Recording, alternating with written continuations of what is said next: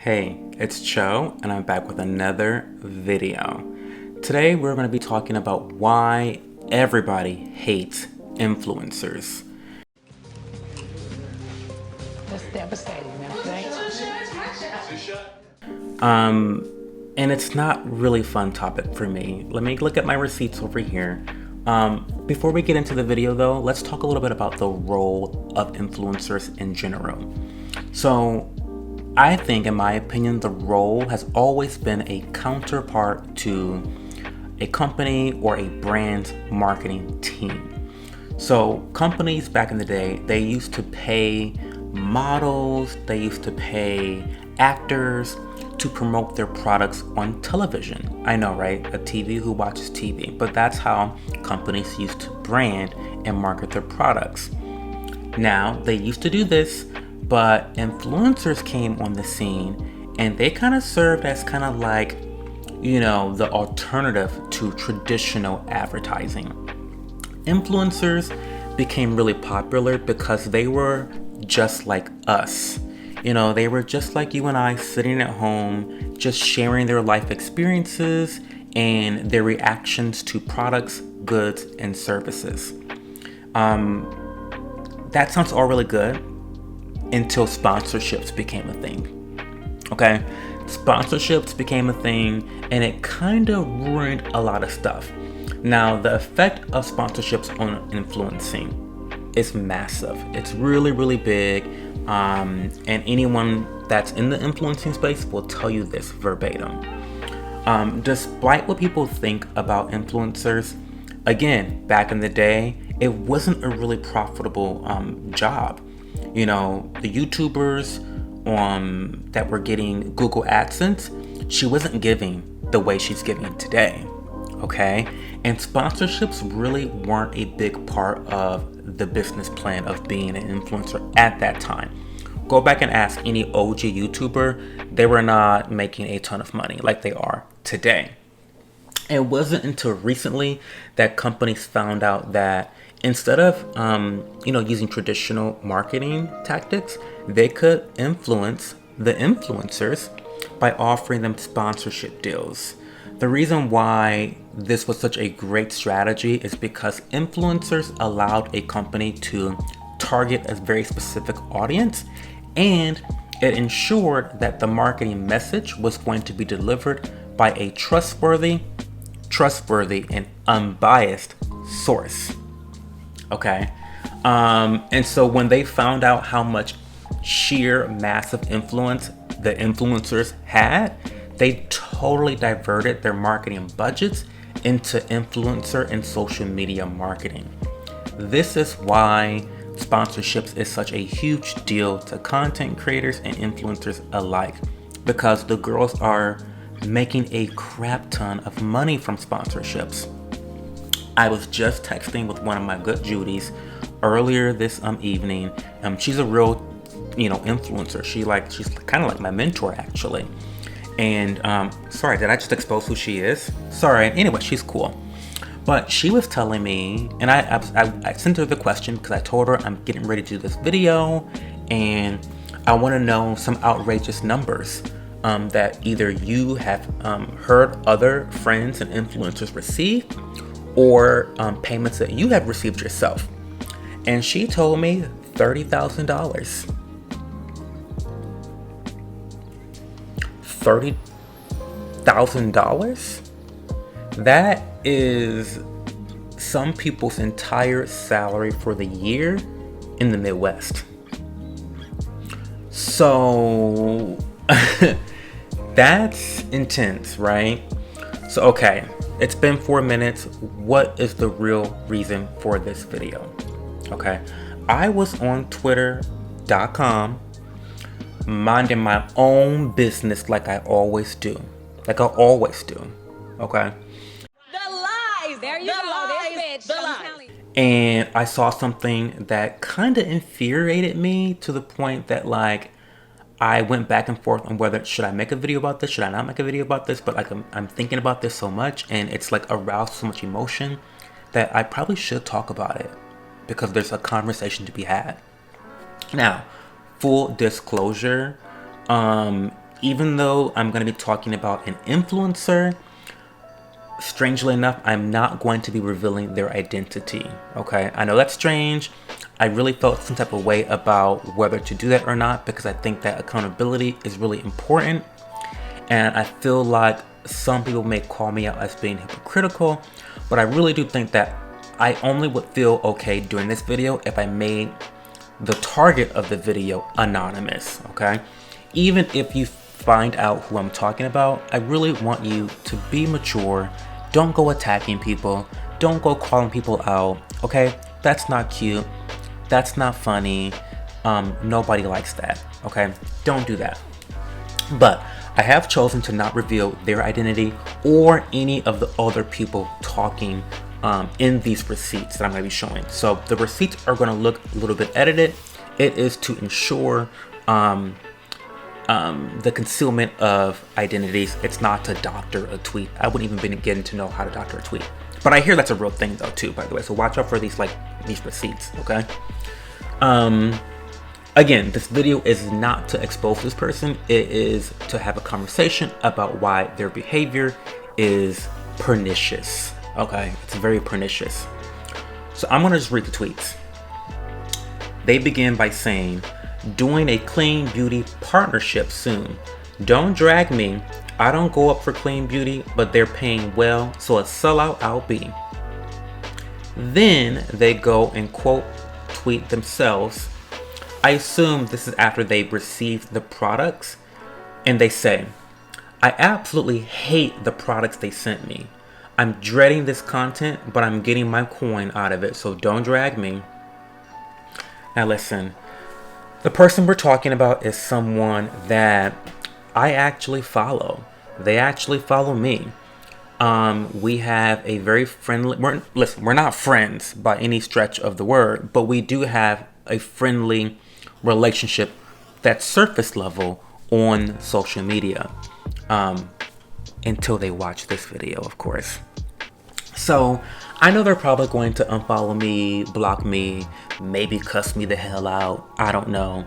But I'm here to serve the tea and to have the conversations that we need to be having in this space, this social media space, in the skincare world. And so, I don't know, pause the video right now and drop down in the comment section and let me know how you feel about this tweet so far, because there's more to come. But no, really, pause the video and leave a comment about how you feel about this tweet, and then we'll circle back and we'll continue having a conversation, okay? So before we get into my opinion, let's get into a little bit of the public reaction, because there was some public, this is a public tweet, okay? I didn't say this. These are your words. We're not putting words in your mouth. Well, it doesn't really. Okay. These are public tweets. I didn't make this up. These are not allegations. This is what I saw. Okay. This is not a conspiracy theory. I didn't create this out of thin air. This was said, honey. Okay. So someone replies and they say, girl, not like this, crying emoji. They reply, the products they had originally offered me seemed like something I could get down with, but what I received in the mail wasn't it. Someone else says, no, cry, cry, cry. They reply, literally annoyed because we're talking about body care stuff they were gonna send, but it's nothing of the sort? Question mark. Had they not my rate without any pushback, I would decline this so fast. I'm going to speculate here, and I'm going to assume that they meant to say, had they not gone with his paper, had they tried to negotiate, they may have declined the offer altogether. Someone else also said, I think your honest opinion is best. And they reply, if I wasn't being paid to say good things, then I'd be honest, because I just hate these products so much. Yikes, right? Yikes, right? Is it just me who's feeling like a yikes? This deserves a yikes? I don't know, guys. It's one thing to feel this and to do this. It's an entirely another thing to boldly post it publicly. Maybe one day you can learn to not say sorry. I don't know. That's weird to me. But listen, it gets better. So I wanted to give this person some context and to kind of give them the benefit of the doubt to explain the reasonings behind it. And you can kind of see they had certain expectations that were not met. They were excited to receive this sponsorship deal, and the products they received weren't what they expected. That's okay. That's okay to do. Maybe don't take the sponsorship, or maybe just give your honest opinion about the products to the company. I don't know.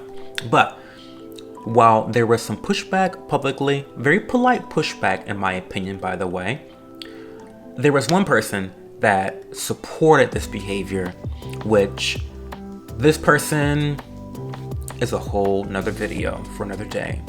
But I'm also not revealing who this person is because we'll talk about this person at a later date. But let's see what they said to this person. They say, period. And I'll be in the likes, comments, and saves. So they reply back, thank you. We're going to get this money one way or another. So you've got other influencers fully supporting this like low-key, high-key scammy behavior, which I think is, disgusting. Now my reaction and my thoughts and opinions on why this is such a pernicious type of behavior in not only the skincare influencer community, but like any social media community. I have 5 reasons. I listed them out. I'm going to talk about them one by one. Number 1, your audience is buying a product that may not work out for them. You have now promoted a product under false pretense, pretending to like it, love it. I don't know how the review is going to go, but regardless, there may be one person in your audience who actually values your opinion, trusts your content, and will probably go out and purchase that product because you told them you had a great experience with it. And that's not fair because that person, that consumer, that audience member of yours may have a terrible experience. Now, it's not 100% your fault because people should be doing cross-referencing and double-checking sources. I get it. It's not totally their fault, but it's also really shitty behavior, right? Right? Because now you have given someone false information that hinders them from making the best decision for themselves. So that's not cool. Number 2, you are potentially losing the trust of your audience. If your audience found out that you scammed them, essentially, they might distrust, other content that you provide that would otherwise be highly valuable content. And that's not good for you, and that's not good for them. So not only are they untrustworthy because you've admitted to how this promo is not going to be authentic or honest, but now they're looking at your other content and being like, well, should I trust this review? Are they telling the truth? It's just not cute. Number 3, consumers now are potentially going to lose trust in other influencers. So they just got done watching you show your ass on Twitter with these comments, and now they're looking at other influencers that they may like and thinking, I wonder if they're telling the truth or not. I wonder if their content is honest. I wonder if this ad is really just a false promo, a fake promo. It's just, it's really icky, and we're not even done because as number 3 just showed, number 4 is about giving influencers that actually do have a moral compass a bad name or making their life more difficult. Listen, being an influencer is a hard job, okay? These people, these influencers that you see out here that are like making millions of dollars, they're the exception. They're the 1%. Most influencers are poor, okay? Look up the data, look at the stats. I didn't make that up. Most influencers do not succeed. And part of it is because, while they're hustling to make content that's valuable to their audience, that's trustworthy, you've got people, consumers, who don't trust influencers because of this type of behavior. So I will speak a little bit personally to this. I don't proclaim to be an influencer, okay? But I had a situation happen where I promote Paula's Choice all the time, because I use their products all the time. And for the vast majority of the time, they're effective for me. So I tell my friends and family about Paula nonstop. Paula's my homegirl. Watch the video where I talk about Paula's Choice. But one of my friends finally tried the product and she was like, oh my God, Cho, this actually works super well. I have to be honest, I thought that you were shilling for Paula's Choice this entire time. And that kind of hurt my feelings, but I understand. I get it. Like, I empathize with her as a consumer because you don't know who to trust. And when you see influencers like this putting out content like this and like brazenly admitting to how they're essentially going to lie to their audience, I'd be skeptical too. Also, another point for number 4 is that this may now lead to influencers having an incentive to not disclose their ads or their affiliations or their promotions. That's a whole nother can of worms here, right? Because now influencers know that when they put out an ad, their audience is not going to trust it. So the next best thing is to just not reveal that you're doing an ad in the first place. Listen, I've talked about that situation too. You've got whole ass brand owners like Susan Yara pretending to not own a company. You know, you've got people like Lux Lab Lips Beauty or whatever, Anne, who owned the company and didn't tell her subscribers that like she was hawking products from her own company. You have stuff like this happening, and it's again, you can see that this is a very vicious, pernicious cycle of toxicity because there's no winners. There's no winners when people behave like this. Number 5, because I'm getting hype about this and I shouldn't be getting hype about this. Number 5, the brand is losing out on constructive criticism of their products. Now I get it. There's going to be some brands who don't care if their products suck or not. As long as they're making the coin, they don't care. But on the other hand, there are some legit brands who want to improve the efficacy of their products. They want to improve the effectiveness of the products for their consumers. And what that means is taking in constructive criticism. And so even in this situation, that brand is losing out on an opportunity to improve their formulations for their audience. So I don't know, let's end this video because it's almost 20 minutes. I'm not a hater, okay? I'm not out here searching for sponsorships with brands or companies for products that I've never used a day in my life, okay? Now, I'm also not saying that's a bad thing for influencers to do that. I'm just saying that's not who I am as a content creator. I don't know nothing about that lifestyle, whatever y'all got going on, because that's not me. Okay. I'm never mad about a person getting their coin. Okay. I'm a Capricorn through and through, and I love money. Okay. As much as the next goat. Okay. I love money. Don't get me wrong. But, you know, as a black person, I feel like every black family plays dominoes. And when I was little, my Aunt Faye always told me, you know, all money ain't good money. Okay? And if you're a dominoes player, you know what that means. From a black family, you know what that means. You know, during the game of dominoes, you can score points and you can make really aggressive plays during a round. But that may put you in a very poor position overall to win that specific round. And so that's what that means. That's what Aunt Faye was telling me. All money is not good money. And I think that this type of behavior is an example of that. This is behavior that is toxic, that negatively affects everybody long term. Influencers themselves, competing influencers, consumers, and brands. Everyone's a loser here. And that's all I've got for today's video. Please drop down in the comment section and let me know what you think about this issue. Am I making this too big of a deal?